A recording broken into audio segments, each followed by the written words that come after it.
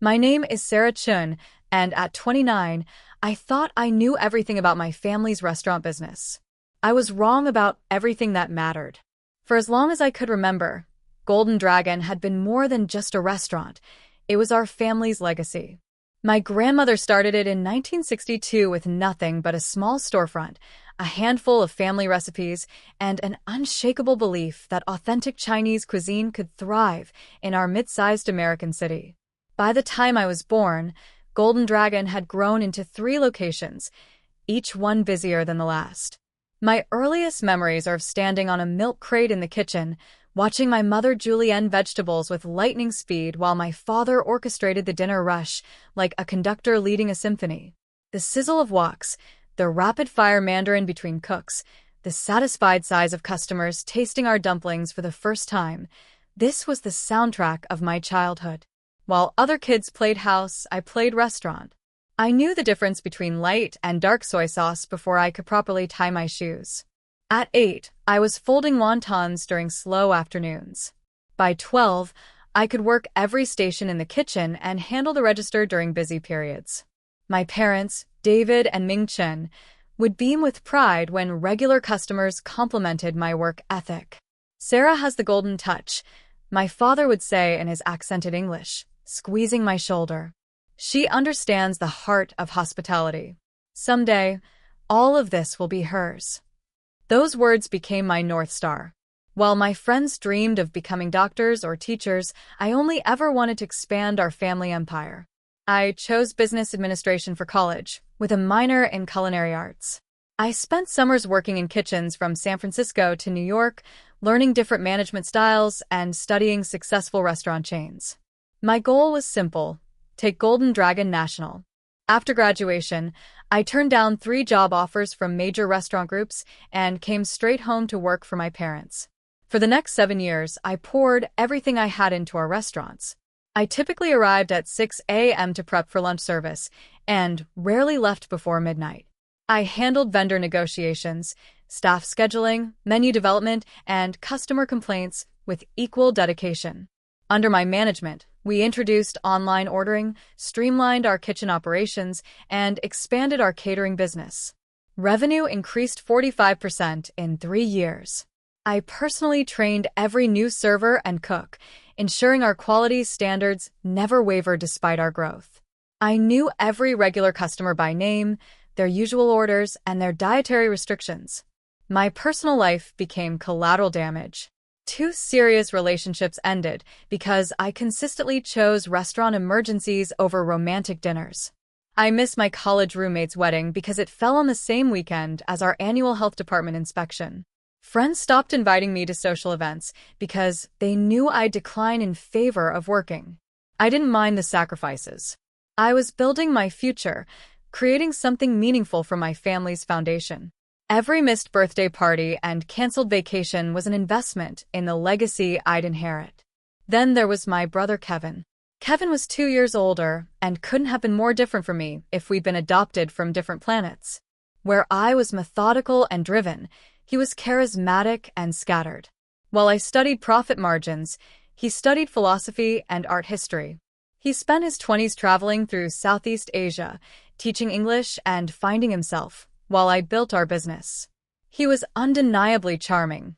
Customers loved his easy smile and quick wit. He could make a table of strangers feel like old friends within minutes. But ask him to calculate food costs or handle payroll, and his eyes would glaze over with boredom. When Kevin returned from his latest adventure 3 years ago, this time from a failed startup in Thailand, my parents welcomed him with open arms.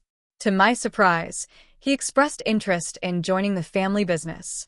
Despite having 0 restaurant experience beyond the occasional summer job during high school, my father created a vague customer relations manager position for him. Kevin worked maybe 30 hours a week, took extended lunch breaks with friends, and left early whenever he had evening plans. He was popular with the younger staff, who found his laid-back attitude refreshing after my intensity. He had good ideas for social media marketing and occasionally charmed difficult customers into happy ones. I tried to be understanding. Kevin brought different strengths to the business, and his people skills were genuinely valuable. Besides, I was happy to have my brother back after years of scattered emails from exotic locations. Our mother, Ming, was thrilled to have both her children working together. Family dinners became regular Sunday traditions again, with Kevin entertaining us with stories from the restaurant floor while I mostly listened, too exhausted from the week to contribute much conversation. But I started noticing things. Conversations about expansion plans would halt when I entered the room. My parents began having private meetings with Kevin that I wasn't invited to. When I brought up my 5-year plan for opening locations in neighboring cities, my mother would change the subject with a nervous laugh. "You work too hard, Sarah," she'd say, refilling my teacup. Maybe Kevin's approach is healthier. I trusted my family completely. I believed in the promise my father had made since childhood, that golden dragon would someday be mine. Every sacrifice weekend and missed social event was justified by that future. I was building something that would belong to me. I was about to discover how naive I'd been. It happened on a Thursday evening in early October. I was staying late to finalize our holiday catering menu when I realized I needed the original lease agreement for our newest location. We were negotiating an expansion of that space, and I wanted to review the specific terms before meeting with the landlord the next morning. The lease documents were kept in my father's office in a filing cabinet labeled Legal, Confidential. I'd accessed it countless times before for various business needs, so I didn't think twice about retrieving the folder. What I found instead changed everything. Mixed in with the lease documents was a thick manila envelope marked Golden Dragon Ownership Transfer, 2024. My heart stopped. I told myself it was probably just estate planning paperwork, something my parents had prepared for the distant future. But the date was recent, just 4 months ago. With trembling hands, I opened the envelope. The legal language was dense, but certain phrases leaped off the page like physical blows.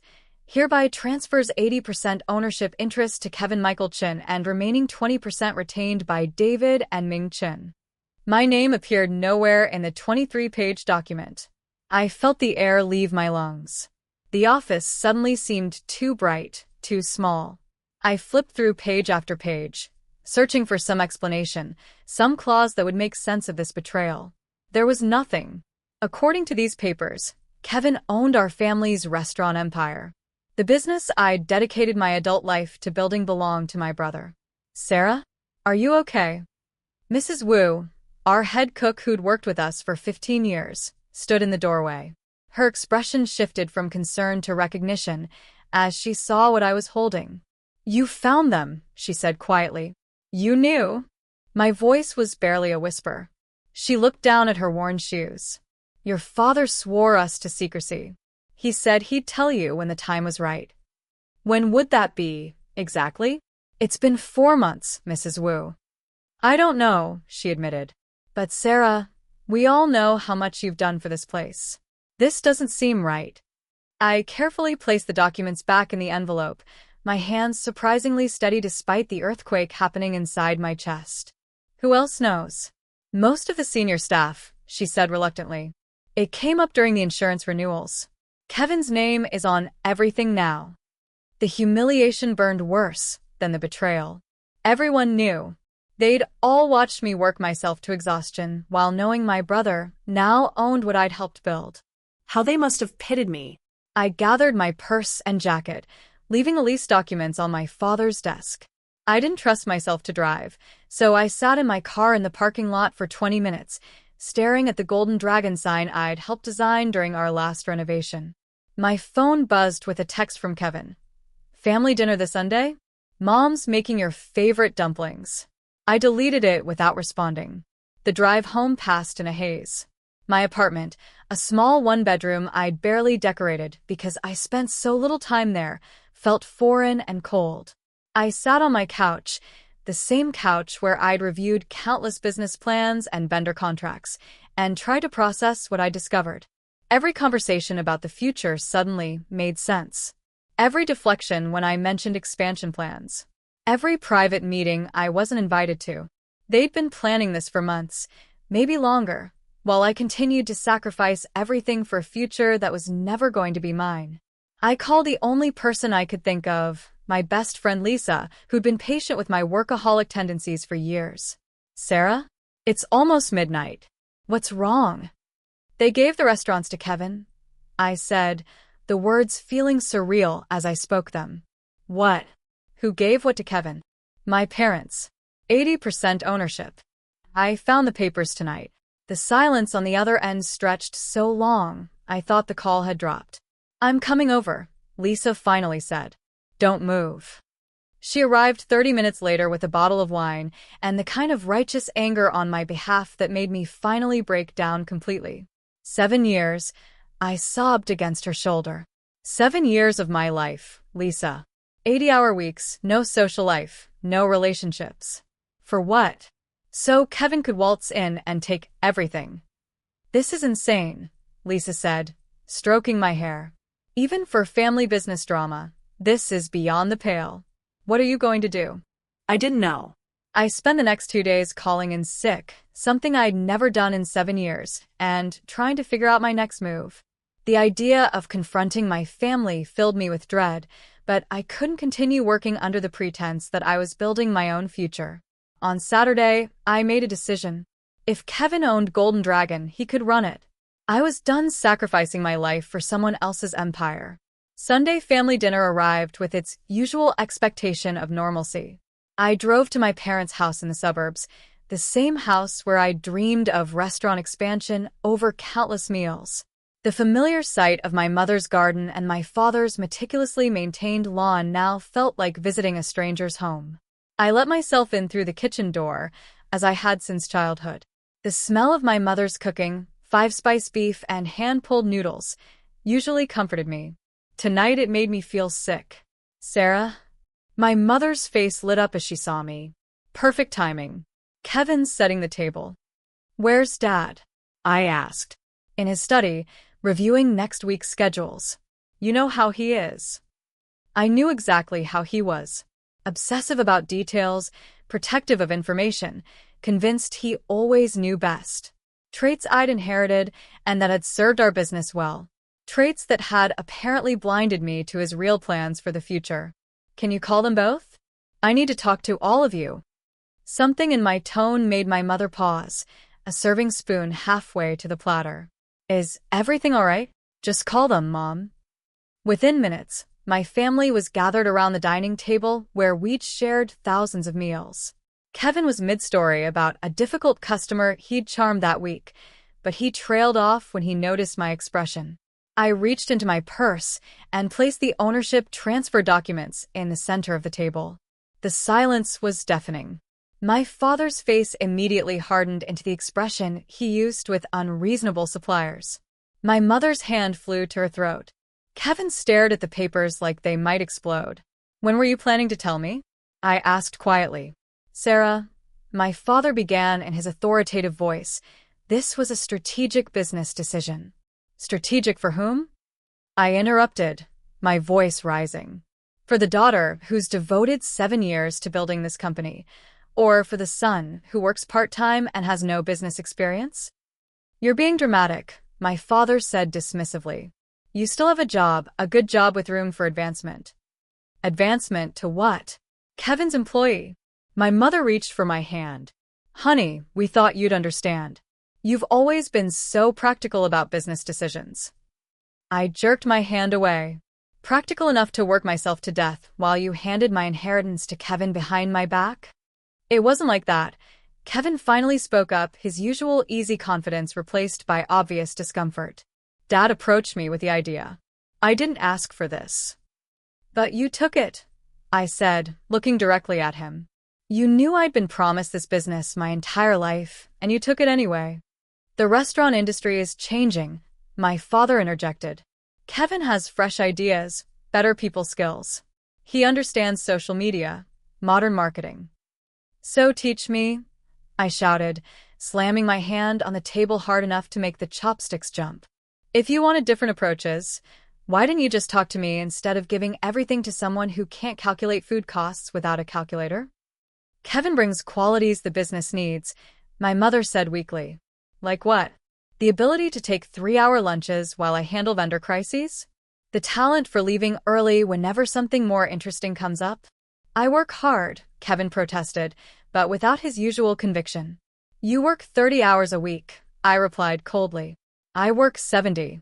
You schmooze customers while I handle payroll, inventory, staff training, health inspections, and everything else that actually keeps us profitable. My father stood up abruptly. Enough. This business decision wasn't made lightly. Kevin has qualities this company needs going forward. And what exactly are those qualities? I demanded. Leadership potential. Vision. The ability to inspire people instead of just managing them. The words hit like physical blows. I've increased revenue by 45% in 3 years. I've trained every employee we have. I've handled every crisis and expansion.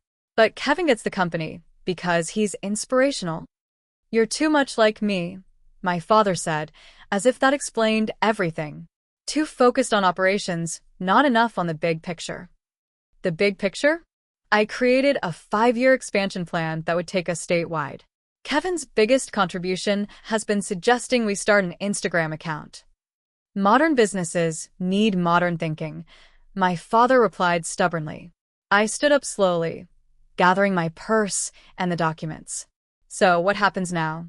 I just continue working 80-hour weeks for my brother's company. Your family, my mother pleaded. We'll work this out together. Family doesn't do this to each other, Mom.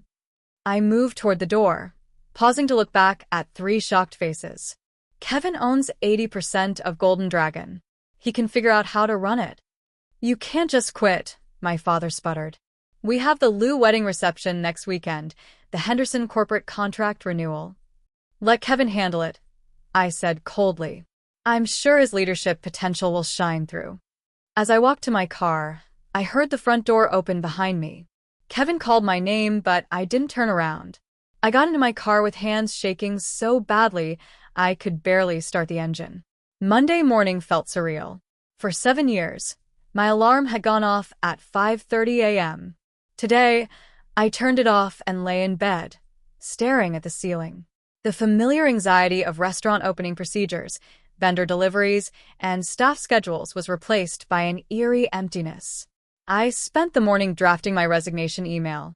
It was professional and brief, giving 2 weeks' notice as required by my employment contract. I'd accumulated over 8 weeks of unused vacation time. I'd never taken more than a long weekend in 7 years.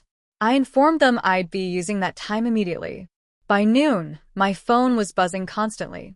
Calls from my father, texts from Kevin, voicemails from my mother. I ignored them all. Instead, I called Marcus Williams, a restaurant industry consultant who'd been trying to recruit me for years. Sarah Chun, he said warmly when he answered. This is unexpected. Finally ready to leave the family nest. Over the next hour, I told him everything. Marcus listened without interruption, occasionally making sounds of disbelief. That's unconscionable, he said when I finished. After everything you've contributed to that business. But Sarah, you know you're incredibly marketable, right? I have 3 restaurant groups that would hire you tomorrow. What kind of positions? Operations manager for a regional chain. Director of expansion for a fast casual concept looking to scale.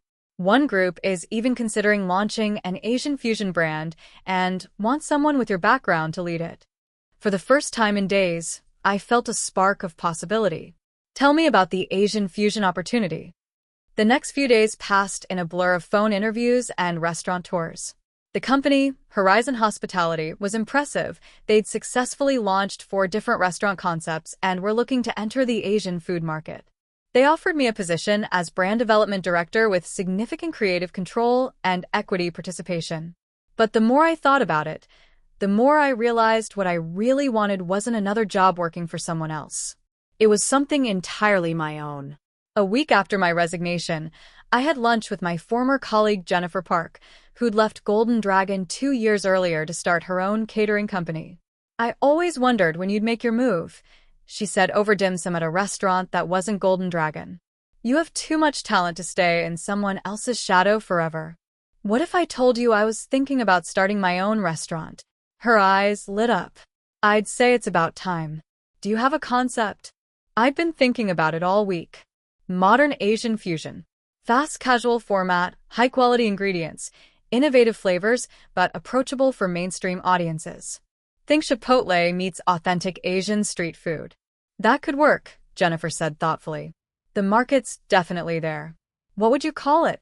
I smiled for the first time in weeks. Phoenix Kitchen. Rising from the ashes.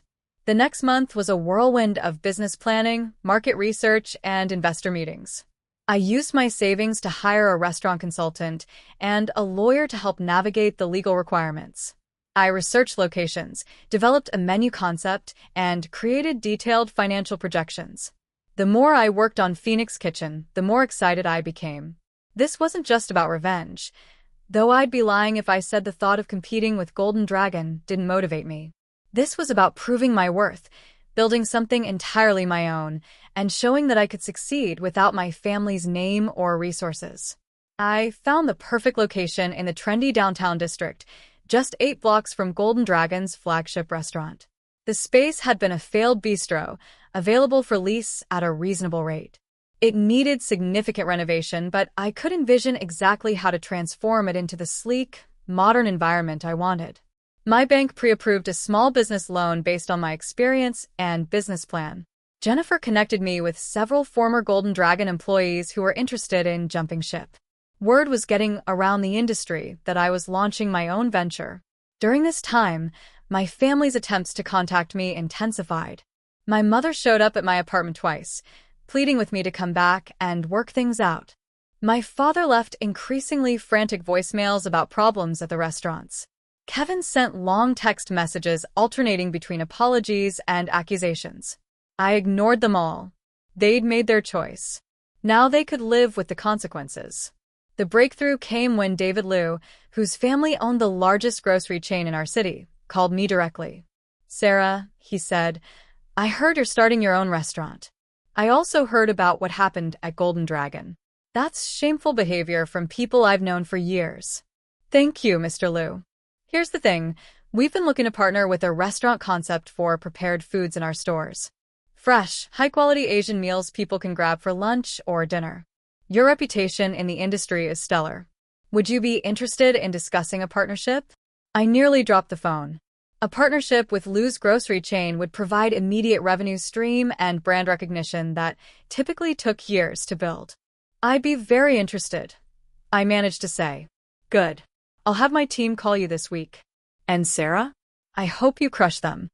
2 weeks later, I signed a partnership agreement with Liu's Markets that guaranteed Phoenix Kitchen prepared meals in all 12 of their locations, plus an option to expand with them into neighboring states if the concept proved successful. The news reached my family within days.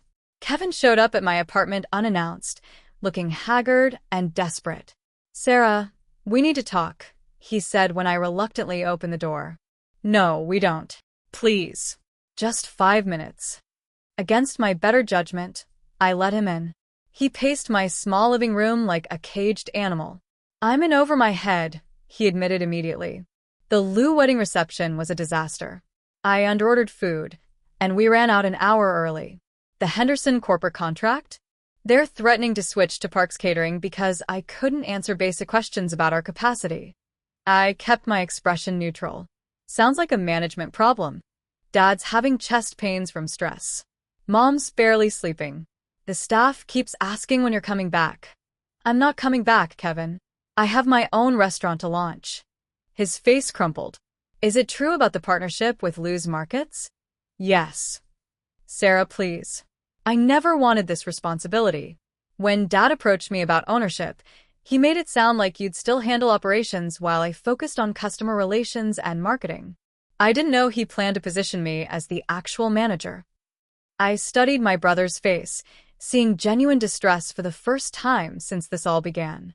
"You could have told me about the ownership transfer when it happened." "I know. I should have. I was a coward." He sat down heavily on my couch. "The truth is, I've always felt inadequate compared to you. You're so capable, so driven. I thought maybe if I owned something significant, I'd finally feel like I'd accomplished something. At my expense." "Yes," he said quietly, "at your expense. And I hate myself for it." We sat in silence for several minutes. Part of me felt sorry for Kevin.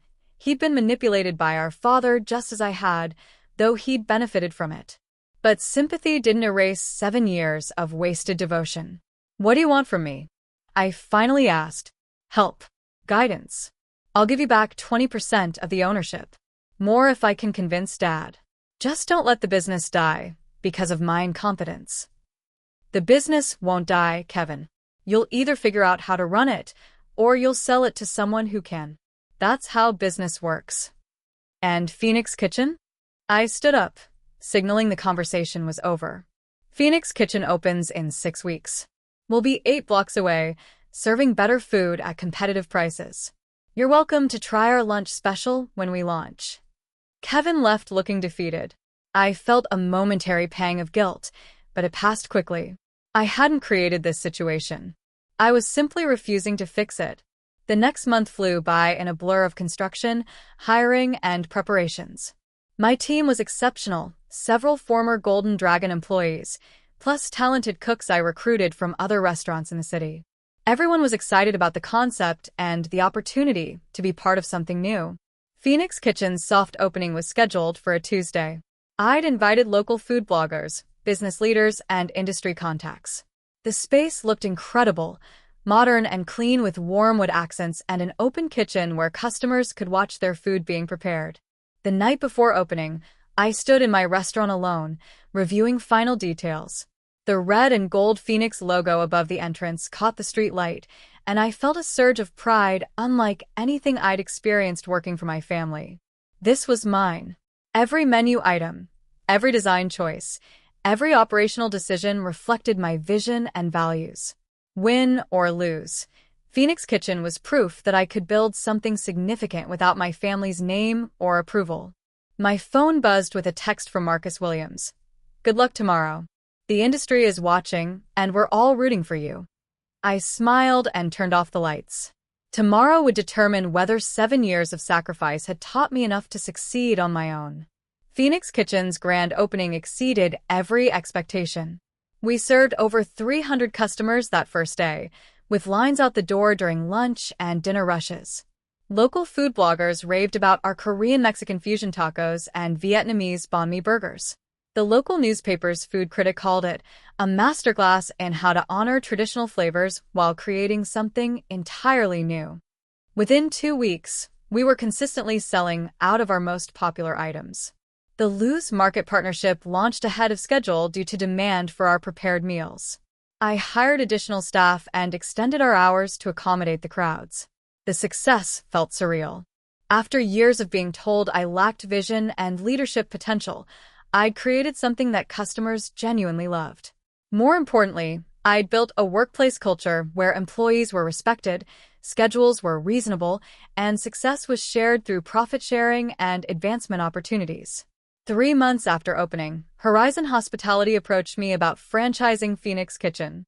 Other restaurant groups followed, with partnership offers. The concept I developed during my darkest moment was being recognized as innovative and scalable. Meanwhile, Golden Dragon was struggling. Word traveled quickly in our city's restaurant community. They'd lost the Henderson corporate account to a competitor. Several long-term employees had quit, citing management chaos and unrealistic demands. Online reviews complained about inconsistent food quality and poor service. I heard through industry contacts that my father was working 80-hour weeks again, trying to manage operations while dealing with health problems. Kevin had stepped back from day-to-day management, acknowledging he was overwhelmed. My mother was waiting tables during busy periods, something she hadn't done in 15 years. Part of me felt sorry for them. A larger part recognized that these were consequences of their own choices. The call I'd been expecting finally came on a Friday evening 6 months after Phoenix Kitchen opened. My father's name appeared on my phone screen. I let it ring 4 times before answering. Dad. Sarah. His voice sounded older, more tired than I remembered. Congratulations on your success. The whole city is talking about Phoenix Kitchen. Thank you. I was hoping we could meet, talk about the future. Whose future? A long pause. Both of ours, perhaps. We met the next day at a neutral coffee shop downtown. My father looked haggard, grayer, thinner, with new lines around his eyes. The man who'd always projected absolute confidence now seemed uncertain and fragile. I made a mistake, he said without preamble. Maybe the biggest mistake of my life. I sipped my coffee and waited. I thought I was doing what was best for the business. Kevin's people skills, his fresh perspective. I convinced myself that was what we needed. He looked down at his untouched coffee. I was wrong. About him, about you, about everything. What do you want, Dad? I want to offer you Golden Dragon. Full ownership transfer. Kevin agrees he never wanted the responsibility. We're hemorrhaging money, losing customers. The business our family built is dying, and it's my fault. I felt nothing. No satisfaction, no vindication, no sadness. Just emptiness where my attachment to Golden Dragon used to be.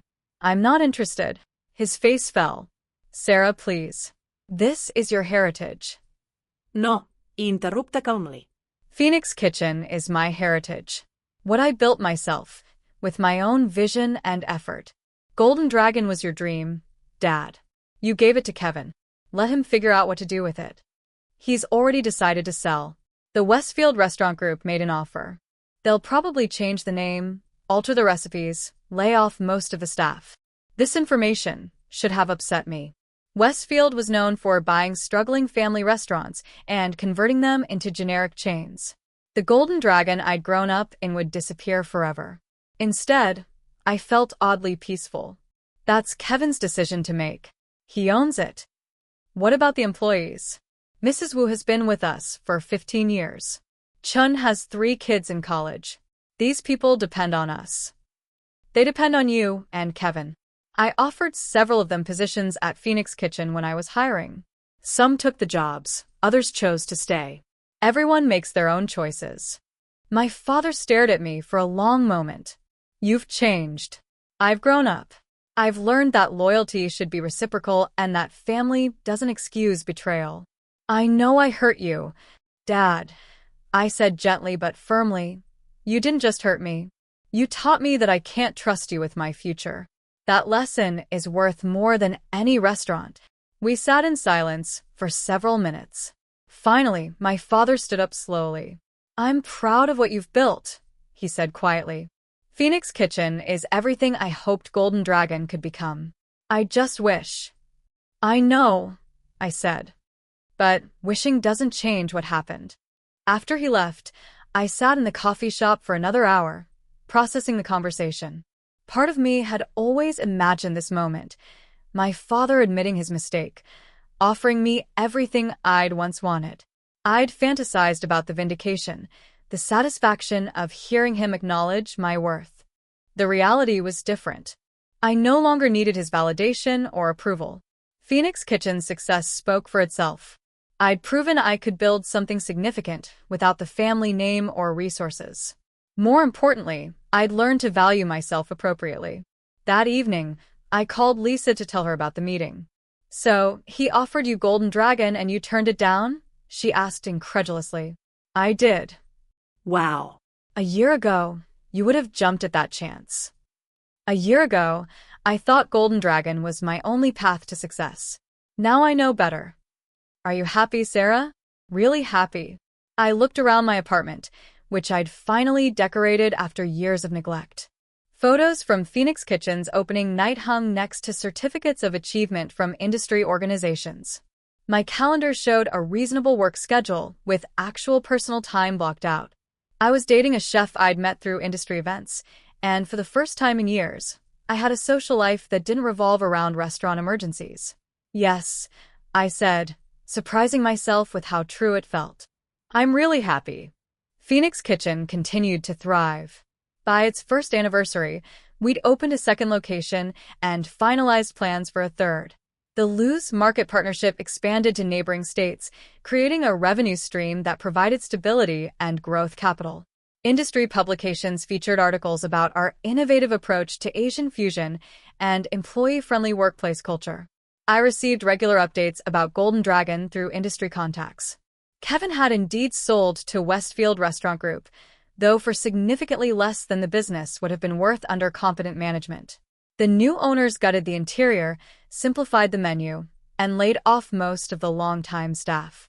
Within 6 months, it was just another generic chain restaurant with no connection to my family's history. Mrs. Wu and several other former Golden Dragon employees eventually joined Phoenix Kitchen as we expanded. They brought decades of experience and helped maintain the high standards that had made our family business successful. The irony wasn't lost on me. I'd ended up with the best people from Golden Dragon anyway, but now they worked for a company that valued their contributions appropriately. My relationship with my family remained strained, but slowly improved. Kevin moved to Portland and started working for a tech company, acknowledging that restaurant management wasn't his calling. My mother began reaching out occasionally, though our conversations were careful and limited. My father sent a brief congratulatory note when Phoenix Kitchen won a local business excellence award, but we hadn't spoken since that coffee shop meeting. I missed having a close family relationship, but I'd learned that some betrayals change relationships permanently. Trust, once broken so completely, couldn't be easily rebuilt. Perhaps someday we'd find a new dynamic, but it would never be what it once was. 2 years after leaving Golden Dragon, I was featured on the cover of Regional Restaurant Business magazine as one of the industry's rising stars. The article detailed Phoenix Kitchen's success and my journey from family business employee to independent entrepreneur. The writer asked if I had any regrets about leaving my family's restaurant. None, I answered honestly. Sometimes losing what you thought you wanted leads to finding what you actually need. I thought I needed Golden Dragon to succeed, but I really needed to believe in myself. The magazine hit newsstands on a Tuesday. That evening, I received a text from an unknown number, saw the article. Proud of you, Kevin. I stared at the message for a long time before responding. Thank you. It wasn't forgiveness exactly, but it was acknowledgement. My brother had made a devastating choice, but he'd also learned from it. Maybe that was enough for now. As I locked up Phoenix Kitchen that night, I paused to look at our third location under construction across the street. In 6 months, we'd have 3 thriving restaurants and a growing catering business. Next year, we'd likely expand into another city. I thought about my grandmother, who'd started Golden Dragon with nothing but determination and family recipes. She'd built something meaningful from scratch, against significant odds. In a way, I was honoring her legacy more authentically than I ever could have by inheriting Golden Dragon. I was creating my own version of the American dream, one Phoenix-themed restaurant at a time. My phone buzzed with a text from my restaurant manager.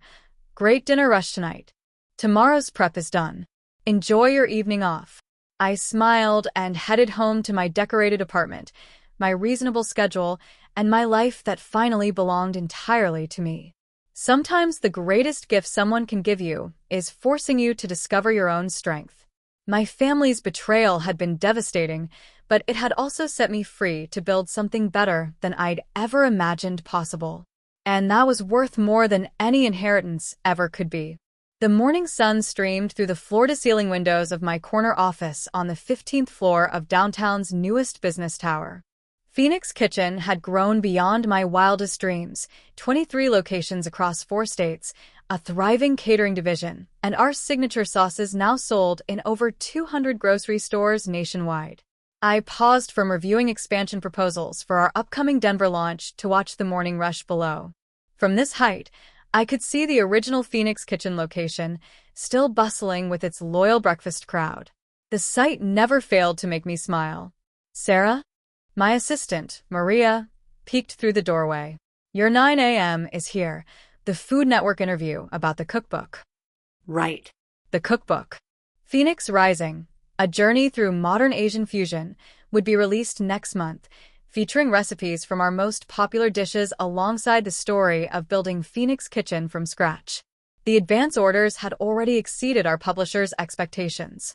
Send them in, I said, straightening my blazer. It was still surreal that major media outlets wanted to interview me about business success and culinary innovation. The interview went well. Questions about balancing authenticity with innovation, managing rapid growth, and inspiring young entrepreneurs. When they asked about my family background, I gave the practiced response I'd perfected over the years.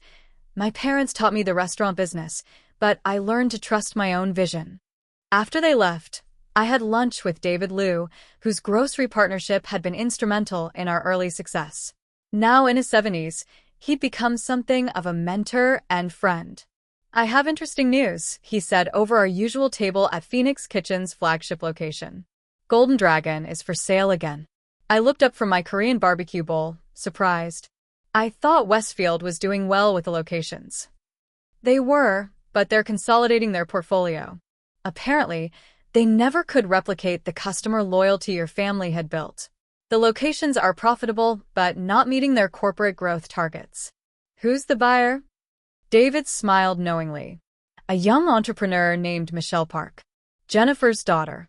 She wants to restore the original recipes and aesthetic, honor the Chin family legacy while making it her own." I felt an unexpected warmth at this news. Michelle was 26, ambitious, and had worked her way up through several prominent restaurant groups. If anyone could revive Golden Dragon's authentic spirit, it would be her. "That's wonderful," I said and meant it. The community deserves to have that history preserved. After lunch, I drove to my house in the suburbs, a beautiful craftsman-style home I'd bought 2 years ago when Phoenix Kitchen's success finally felt permanent. The garden was my sanctuary, where I grew herbs and vegetables that occasionally inspired new menu items. My boyfriend James was in the kitchen when I arrived, prepping dinner with the same methodical precision he brought to his job as a pediatric surgeon. We'd met at a charity fundraiser 3 years ago, and I'd been drawn to his calm competence and genuine interest in my work.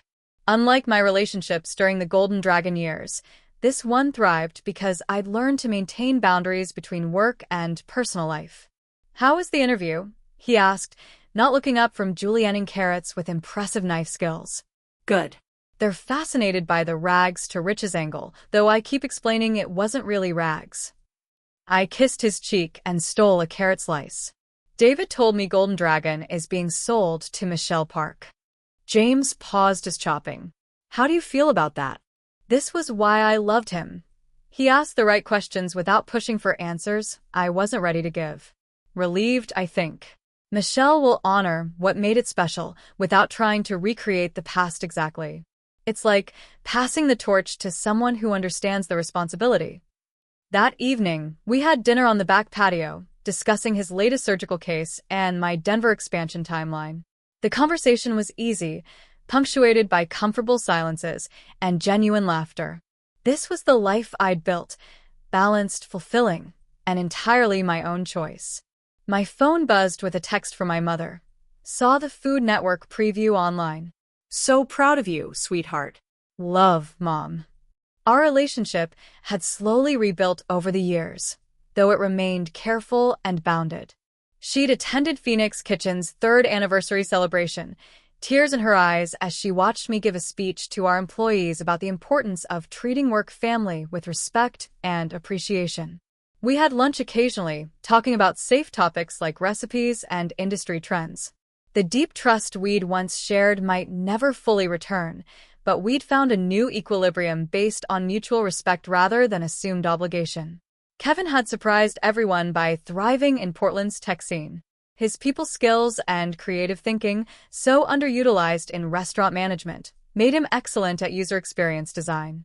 He'd married a software engineer named Amanda 2 years ago, and they just announced they were expecting their first child.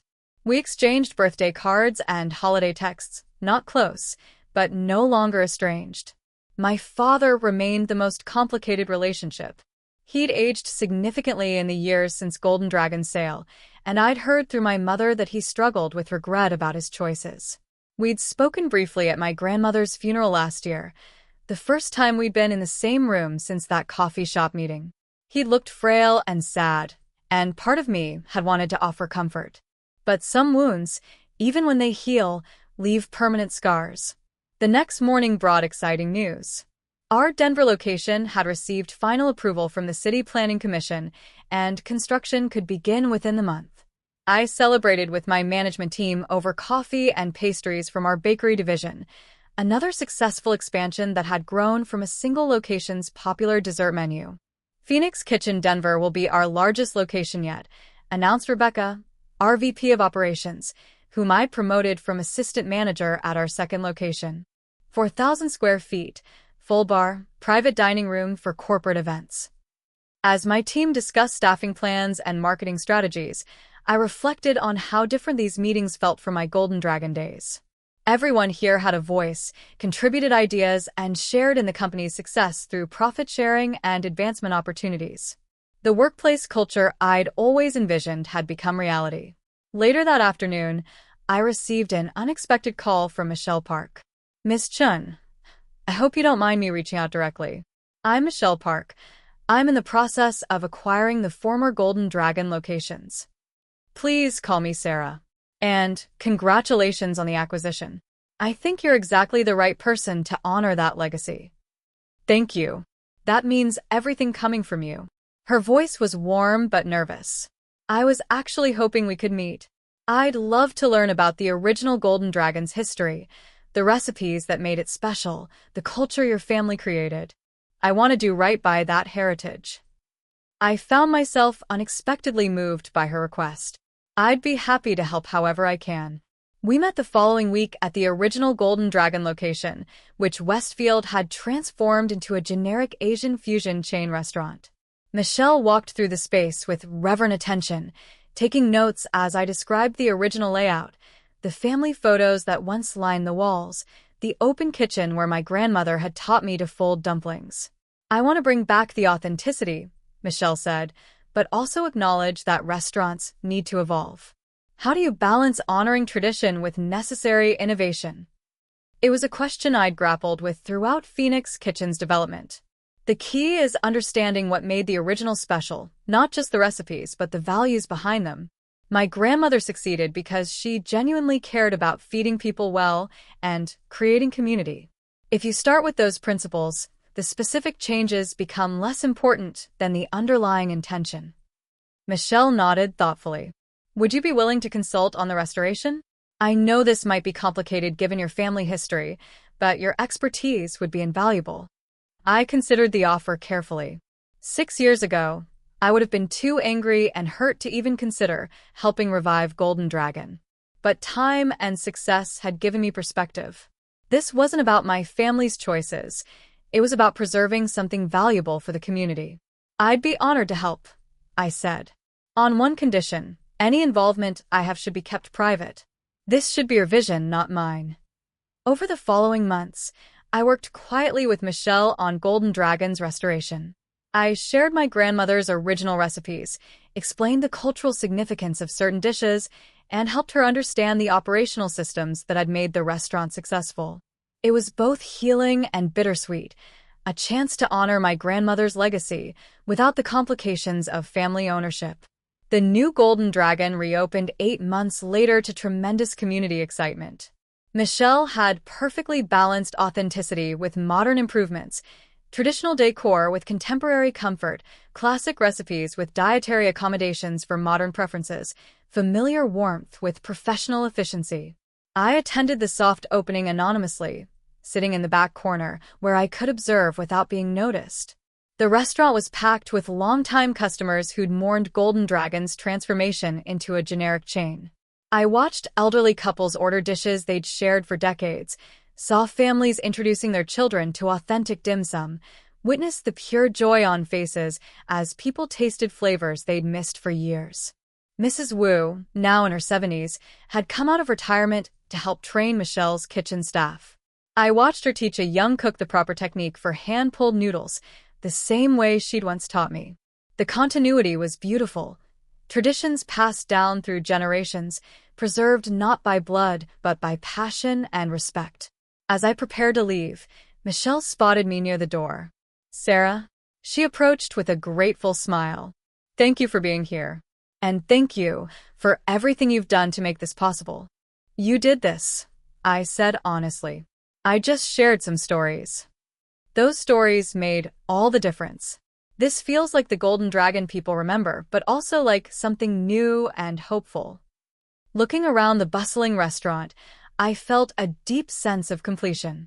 This was how legacies should work, not as obligations passed down through bloodlines, but as values and traditions shared with people who truly understand their importance. 6 months later, Phoenix Kitchen celebrated its 5th anniversary with a gala fundraiser for culinary scholarships.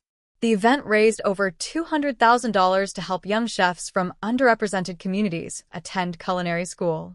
James and I had established the scholarship fund the previous year, wanting to ensure that Phoenix Kitchen's success created opportunities for the next generation. During my speech to the crowd of employees, investors, and community leaders, I reflected on the journey that had brought us here. 5 years ago, I thought success meant inheriting something built by previous generations, I said, looking out at faces that had become genuinely important to me. I've learned that real success means building something that reflects your own values and creates value for others. Phoenix Kitchen exists because we believe great food should bring people together, that employees deserve respect and opportunity, and that businesses should strengthen their communities. The applause was warm and genuine. As I looked around the room, I saw Michelle Park in the audience, smiling and applauding. Nearby sat several of my Phoenix Kitchen managers who'd been promoted from entry-level positions. Former Golden Dragon employees who'd joined our team raised their glasses in celebration. James beamed at me from the front table, his pride and love evident in his expression. This was my family now, chosen rather than inherited, built on mutual respect rather than obligation, sustained by shared values rather than blood relations. It was smaller than I'd once imagined, but infinitely more meaningful. Later that evening, as James and I walked through downtown past the original Phoenix Kitchen location, I felt the deep satisfaction of a life well lived. The restaurant's warm light spilled onto the sidewalk, and through the windows, I could see the late dinner crowd enjoying food created from my vision, served by people who were fairly compensated and professionally respected. Any regrets? James asked, echoing a question he'd posed years earlier. I considered the question seriously. Did I regret the lost years at Golden Dragon? The fractured family relationships? The painful discovery of my parents' betrayal? No, I said finally. Everything that happened led to this. The betrayal taught me to value myself appropriately. The loss forced me to discover my own strength. The struggle made me appreciate what I've built. We paused outside Phoenix Kitchen, where a young couple was sharing our signature fusion tacos at a sidewalk table. Their obvious delight in the food, the same expression I'd once loved seeing on Golden Dragon customers, reminded me why I'd fallen in love with the restaurant business in the first place. Besides, I added, squeezing James's hand, I got exactly what I always wanted. I just didn't know what it would look like. As we walked home to our beautiful house, our peaceful life, and our future full of possibilities, I realized the truth in that statement. I'd wanted to build something meaningful, to create value for my community, to prove my worth through dedication and hard work. I'd achieved all of that, just not in the way I'd originally planned. Sometimes the best gifts come wrapped in the worst moments. My family's betrayal had been devastating, but it had also been liberating. It had forced me to stop waiting for permission to succeed and start creating my own version of success. Phoenix Kitchen would continue growing, but I'd learned to measure success by more than just revenue and expansion. Success was the scholarship recipient who sent me updates from culinary school. It was the former dishwasher who'd worked his way up to sous chef. It was the regular customer who brought her grandchildren to try our dumplings. It was the sustainable business practices that supported local farmers. It was the work-life balance that allowed me to have dinner with James most evenings and tend my garden on weekends. Most importantly, success was the knowledge that everything I'd built was authentically mine, not inherited, not given, not dependent on family approval. I'd risen from the ashes of disappointment to create something that reflected my values, served my community, and provided a foundation for whatever dreams might come next. The phoenix on our logo wasn't just a symbol, it was a promise. Sometimes you have to burn down completely to discover what you're truly capable of building from the ashes. And sometimes, what rises from those ashes is more beautiful than anything that came before. As I fell asleep that night in the home I'd chosen, next to the man I'd chosen, after a day spent building the business I'd chosen, I felt the deep peace that comes from living a life that's entirely your own. The girl who'd once stood on a milk crate in her family's kitchen, dreaming of inheriting their empire, had grown into a woman who'd built her own. And that story was just beginning.